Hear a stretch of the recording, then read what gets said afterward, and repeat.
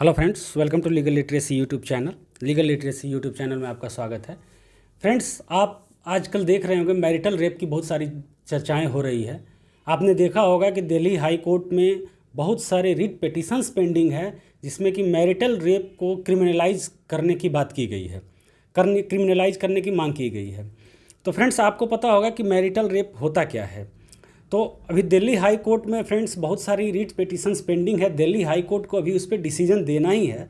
तब तक Karnataka high court का काफ़ी अच्छा एक डिसीजन आ गया मैरिटल रेप पे ही। तो मैरिटल रेप पे कर्नाटक हाई कोर्ट का क्या डिसीजन है, इसके बारे में हम पूरी बात करेंगे। तो बात करते हैं फ्रेंड, कर्नाटक हाई कोर्ट जैसा कि स्क्रीन पे आपको दिख रहा होगा, ये साफ साफ लिखा हुआ है, marital rape exceptions regressive violates article 14 husband not ruler of wife's body and mind, Karnataka high court. अब कर्नाटक हाई कोर्ट ने कहा क्या है, ये पूरी बात हम जानेंगे। और मैरिटल रेप होता क्या है, ये पूरी बात जानेंगे। पूरा स्टोरी हम इसमें डिस्कस करेंगे।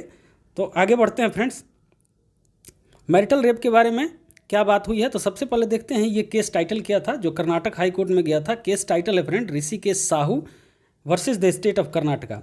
फ्रेंड्स, ये जजमेंट जो है आपको हेल्प करेगा आपके किसी भी कम्पिटिटिव एग्जाम्स में। जो कम्पिटिटिव एग्ज़ाम अगर लॉ के फील्ड का हो तो भी, और अगर लॉ के बाहर का हो तो भी आपके लिए ये हेल्पफुल है। अगर आप लॉ प्रैक्टिस करते हैं, एडवोकेट हैं, तो भी आपके लिए अच्छा है।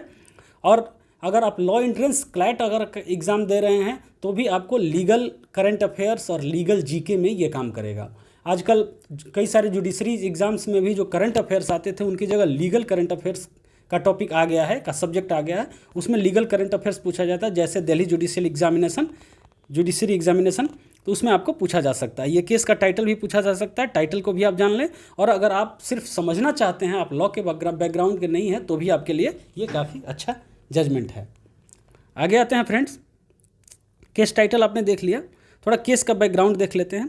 केस का बैकग्राउंड है कि एक औरत है जिसने अपने हस्बैंड के अगेंस्ट रिपीटेडली सेक्सुअल असॉल्ट के लिए केस फाइल किया। तो रिपीटेडली सेक्सुअल असॉल्ट के लिए जब केस फाइल किया तो केस रजिस्टर्ड हो गया अंडर सेक्शन 376 आईपीसी। और भी बहुत सारे सेक्शंस थे फ्रेंड, लेकिन उनके बारे में हम बात नहीं कर रहे हैं क्योंकि यहाँ पे मैरिटल रेप की बात हो रही है। तो मैरिटल रेप फ्रेंड्स, सब आप ये पता होगा कि रेप का डेफिनेशन आता है हमारे आईपीसी में अंडर सेक्शन 375 में रेप क्या है। तो रेप का डेफिनेशन आप वहाँ पे पढ़ेंगे तो उस रेप के डेफिनेशन में जो चीज़ रेप होती है उसी चीज़ को अगर आप अपनी वाइफ के साथ करते हैं, जो कि वाइफ का एज अगर 18 ईयर्स से ऊपर है, 18 ईयर्स से अबव है, तो वो एक्सेप्शन है, एक्सेप्शन 2। तो उस वो आप मतलब आपके ऊपर 376 का चार्ज नहीं लगेगा, आपके ऊपर रेप का चार्ज नहीं होगा। तो फ्रेंड्स, इस वीडियो में हम समझेंगे कि इसका बैकग्राउंड कहाँ से आया है और सुप्रीम कोर्ट ने इस पर पहले क्या कहा है। सुप्रीम कोर्ट ने इसको ख़त्म तो नहीं किया है, ख़त्म किया होता तो आज हम बहस नहीं कर रहे होते, लेकिन सुप्रीम कोर्ट ने इसके बारे में कहा क्या है किस केस में, और ये मैरिटल रेप का कॉन्सेप्ट आया कहाँ से है, इसके बारे में भी इसमें बात करेंगे। लेकिन सबसे पहले हम केस के बारे में बात करते हैं। तो उसके बाद जब केस रजिस्टर हुआ under section 376 IPC, under section 376 because कि 376 में 375 में जो आप ऑफेंस करते हैं, रेप का ऑफेंस करते हैं, उसका पनिशमेंट है 376 में। तो कभी भी आपके केस रजिस्टर्ड होता है तो जो पनिशेबल सेक्शन है, पेनल सेक्शन है, उसमें होता है, डेफिनेशन में नहीं होता है। ओके, जैसे 300 आपका मर्डर है, 300 डेफिनेशन है मर्डर का, लेकिन आपका केस फाइल होगा कहाँ, 302 में। 302 क्या है, पनिशमेंट ऑफ मर्डर है। सेशन कोर्ट ने भी 376 आईपीसी में कॉग्निजेंस लिया। हस्बैंड क्या हुआ, चार्जशीट सबमिट होने के बाद कॉग्निजेंस लिया। हस्बैंड एक्सेप्शन 2 ऑफ 375 का रिलीफ लेना चाहा, जिसको सेशन कोर्ट ने डिनाई कर दिया। उसके बाद हस्बैंड कहाँ पहुँचा, कर्नाटका हाई कोर्ट में। कर्नाटका हाई कोर्ट में क्या पहुँचा, वो अपने ऊपर क्रिमिनल चार्जेज को क्वैश कराने के लिए पहुँचा कि हमारे ऊपर जो क्रिमिनल चार्जेज हैं ये क्वैश हो जाए। तो क्वैश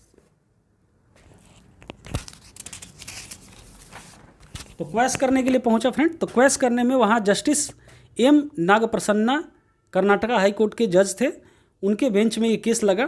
तो उनके बेंच में केस लगा तो उन्होंने इसको क्वैश करने से मना कर दिया, और क्वैश करने से मना करते हुए उन्होंने मैरिटल रेप के कॉन्सेप्ट को काफ़ी अच्छे से डिफाइन कर दिया। और मैरिटल रेप के कॉन्सेप्ट जो कि हमारा 375 में एक्सेप्शन 2 है, उसको एक तरह से अपने हिसाब से इस जजमेंट में ख़त्म कर दिया।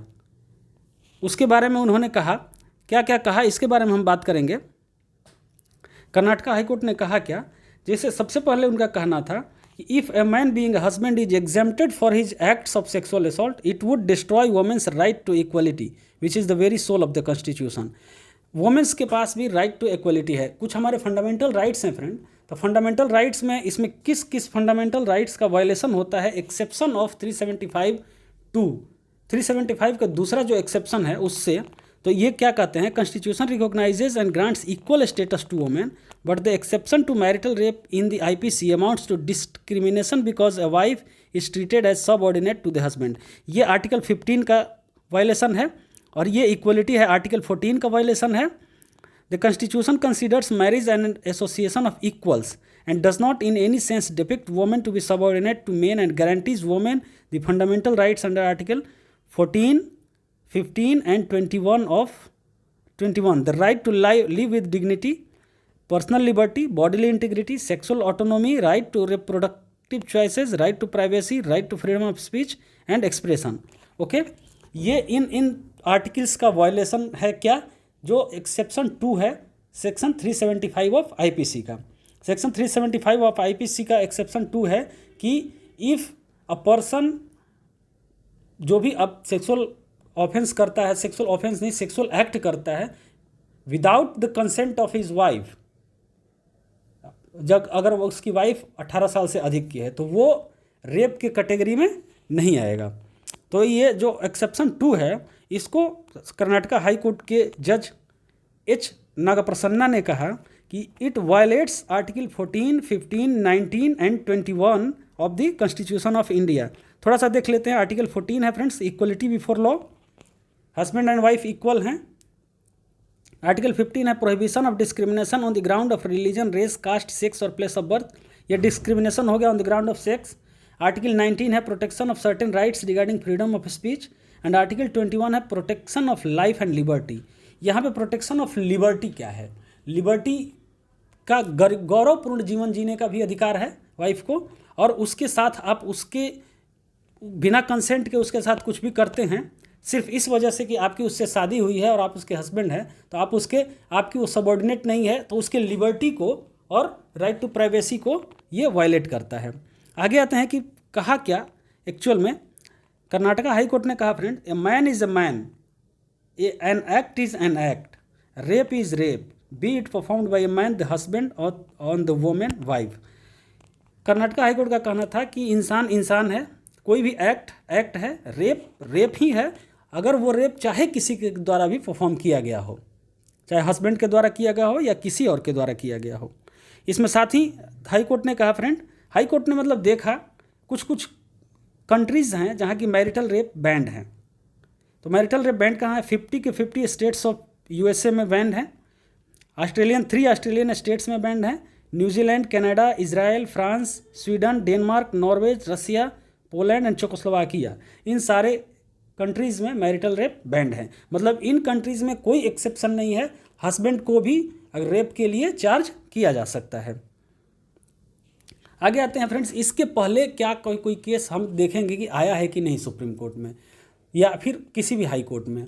तो फ्रेंड्स इसमें हम देखेंगे सुप्रीम कोर्ट में एक केस आया था, independent thought versus union of India, 2017 का केस है फ्रेंड। ये भी आपसे पूछा जा सकता है, मैरिटल रेप का अगर टॉपिक आएगा कहीं तो ये भी आपसे पूछा जा सकता है। Independent thought versus union of India 2017 का केस है। उसमें सुप्रीम कोर्ट ने मैरिटल रेप को ख़त्म तो नहीं किया था, इसको स्टक डाउन नहीं किया था, लेकिन उसकी एक प्रोविज़न को डाइल्यूट किया था। डाइल्यूट क्या किया था कि आज हम जो पढ़ते हैं जो 18 ईयर्स जो एज दिया हुआ है, तो ये हमेशा से 18 नहीं था, ये पहले 15 ईयर्स था। आप अगर ऐसा एक्ट करते हैं without the consent of your wife, if she is above 15 years of age, it does not amounts to rape. Exception 2 में ये था, लेकिन इस 15 साल को सुप्रीम कोर्ट ने इस केस में बढ़ा के कितना कर दिया, 18 साल कर दिया। फ्रेंड्स ये क्वेश्चन डायरेक्टली आ सकता है कि 15 ईयर्स को 18 ईयर्स किस केस में सुप्रीम कोर्ट द्वारा किया गया था। तो independent thought versus the union of India 2017 में, उसमें भी फ्रेंड्स कोर्ट ने यही कहा था कि हम एक्सेप्शन को यहाँ पे हटा तो नहीं सकते हैं। उस समय जस्टिस थे, justice Madan B Lokur friends आज फिजी के सुप्रीम कोर्ट के जज अपॉइंट हुए हैं, दूसरी बार अपॉइंट हुए हैं। तो उन्होंने भी सेम कहा था, a rape is a rape, A rape that actually occurs cannot legislatively be simply whisked away और legislatively denied as non-existence। कोई भी रेप सिंपली किसी लेजिस्लेशन के द्वारा उसको डिनाई नहीं किया जा सकता, नॉन एग्जिस्टेंस नहीं बनाया जा सकता है। रेप इज़ रेप है, ठीक है। A girl is can not be treated as commodity having no say over her body और someone who has no right to deny sexual intercourse to her husband and that the human rights of a girl child are very much alive and kicking whether she is married और not.